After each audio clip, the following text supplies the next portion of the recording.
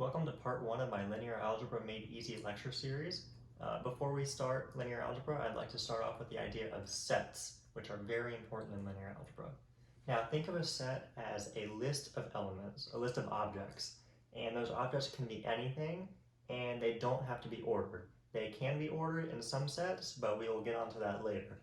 Now, the most common use of sets is to contain numbers, so I can write the set A equals, and we use curly bracket notations, so you can say the set contains numbers 1 through 3. 1, 2, 3. Now that is one set. Now what if I wanted to create another set? And I call that set B.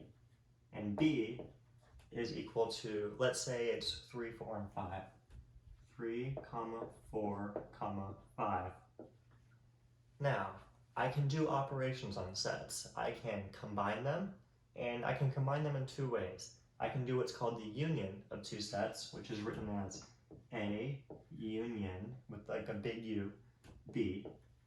And that is equal to every element of A combined with every element of B.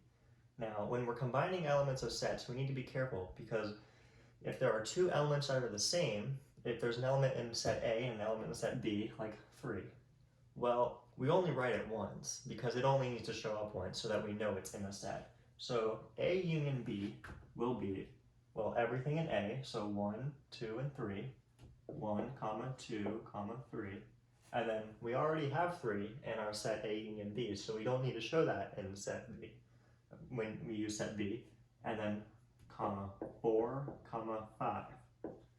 Now that is A union B. Now, what if we wanted to do the other type, which is called the intersection of two sets?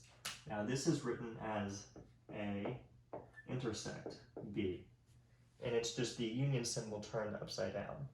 Now A intersect B is everything in A and everything in B that are the same. So if I take an element of A, it must also be an element of B to be an A intersect B. And if we look at this, we can see that pretty obviously it's just 3. So the set A union B is equal to 3. Now we need to also be careful, because it is not equal to just the number 3. A intersect B is not equal to 3. We must use this curly bracket notation to show that it's a set.